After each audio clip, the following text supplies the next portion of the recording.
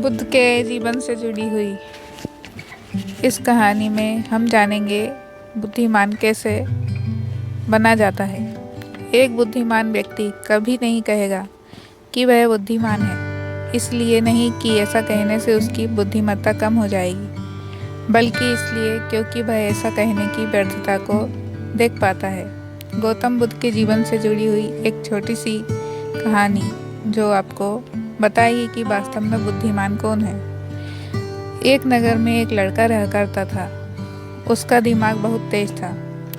उसकी खासियत यह थी कि वह किसी भी चीज़ को बड़ी जल्दी और आसानी से सीख लेता था।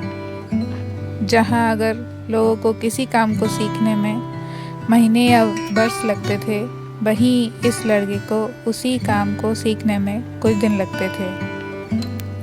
उसकी ख्याति दूर दूर तक फैल गई थी और कहा जाने लगा था कि उस व्यक्ति को जितना बुद्धिमान कोई नहीं है।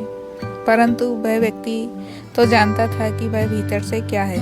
हर व्यक्ति जानता है कि वह भीतर से क्या है, चाहे वो बाहर से कुछ भी दिखाए। वह व्यक्ति भी भीतर से तो परेशान था, परंतु वह अपने अहंकार से अपने परेशानियों को ढकना चाहता था। ज़्यादातर लोग ऐसे ही करते हैं और वह व्यक्ति अपनी प्रसिद्धि को और बढ़ाने के लिए तरह तरह के काम सीख रहा था।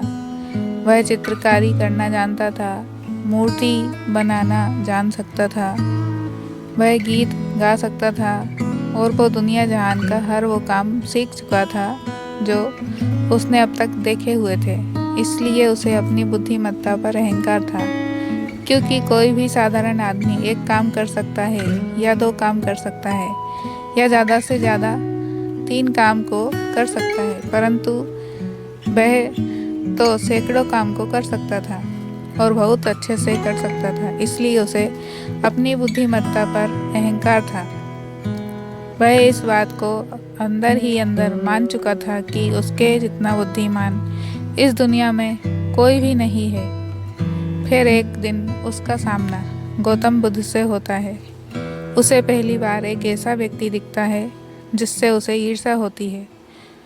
अब तक उसने ऐसे लोग देखे हुए थे जो उससे ईर्ष्या करते थे, और जहाँ ईर्ष्या होती है वहाँ तुलना का होना निश्चित है।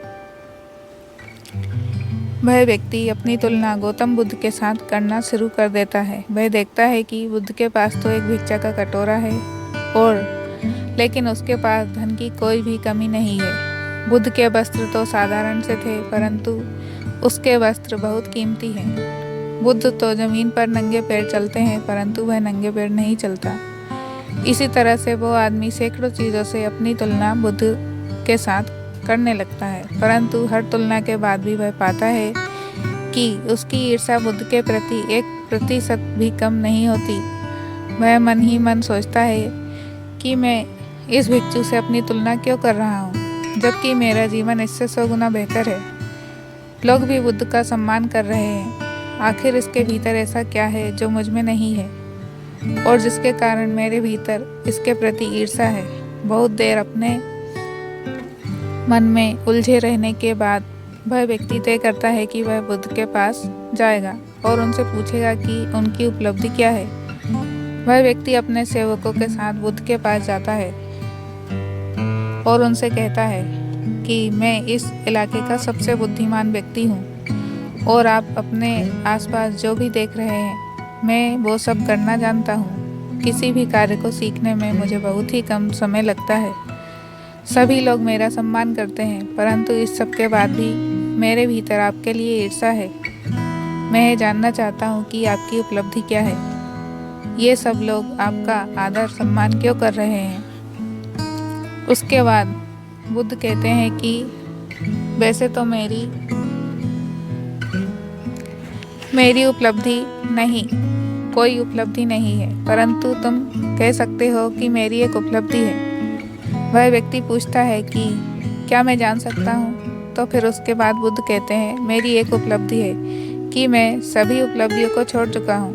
वह व्यक्ति बुद्ध से पूछता है कि मतलब मैं कुछ समझा नहीं। बुद्ध उस व्यक्ति से कहते हैं कि क्या तुम्हें प्रशंसा अच्छी लगती है? वह व्यक्ति कहता है, प्रशंसा प्रशंसा तो सभी को अच्छी लगती है। उसके बाद बुद्ध कहते हैं कि क्या तुम्हें निंदा अच्छी लगती है? तो वह व्यक्ति कहता है, भला इस दुनिया में कौन है जिसे अपनी निंदा अच्छी लगे? उसके बाद बुद्ध कहते हैं, जो तुम्हें अच्छा लगता है और जो तुम्हें बुरा लगता है, मैं इन दोनों से ऊपर उठ चुका हूँ। ना मुझे निंदा सताती है और ना ही मुझे अपनी प्रशंसा पर प्रसन्न करती है।